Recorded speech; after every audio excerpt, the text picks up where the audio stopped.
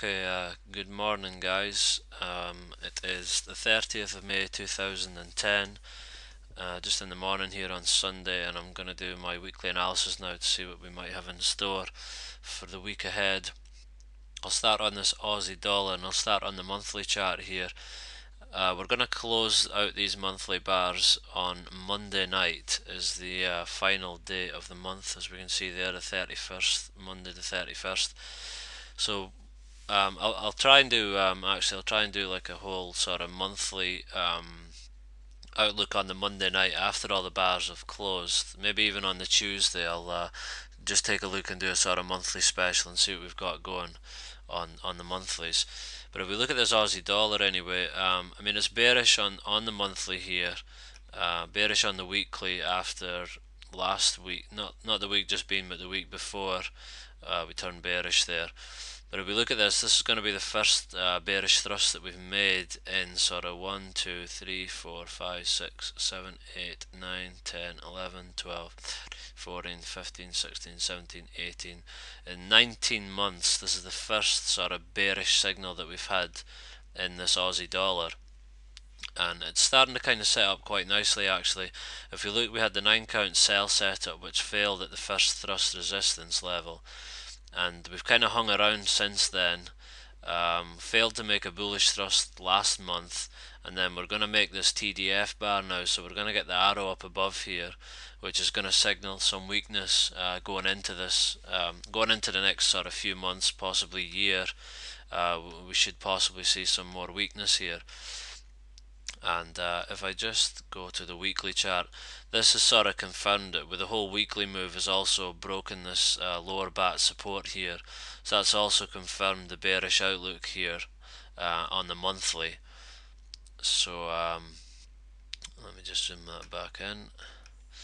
Yes, so basically we're bearish on the monthly now, bearish on the weekly, and we've been already had a run on this daily chart, which we obviously took. I mean, we had the TDF sell set up here, which was another sort of opportunity. I didn't take any of that, but once we broke the lower bat support, I knew that the market had turned more bearish. So I took that trade, had quite a good run, a couple of winners on that, and so what I'm basically looking for now is probably a bit of a bounce, and we're going to have two levels to kind of look at here. Obviously we're high enough now, 83.98 is how high I needed it to go before we sort of completed the sell setup on this weekly chart. Although I'd like to see it kind of hang around a wee bit longer and maybe go a wee bit higher before it starts to kick in again. So this is kind of working in okay. We're coming into the close of the month.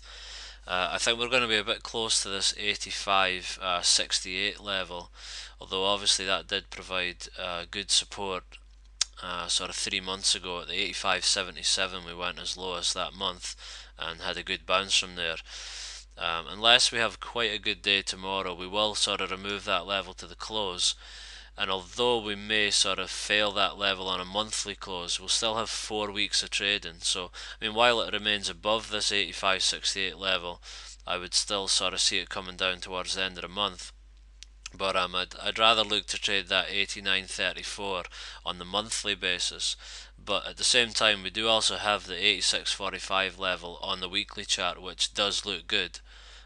So I would look towards both of those levels. Firstly, the 86.45 level, and then on the monthly.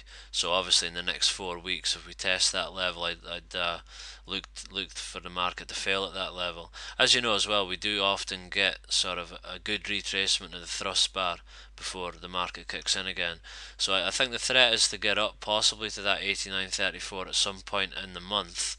But I'm going to firstly look to sell the 86.45 level on the weekly, and hopefully we can maybe get in on an intraday basis and maybe get some pips and then maybe taken out for break even if the market decides that it does want to test that monthly level.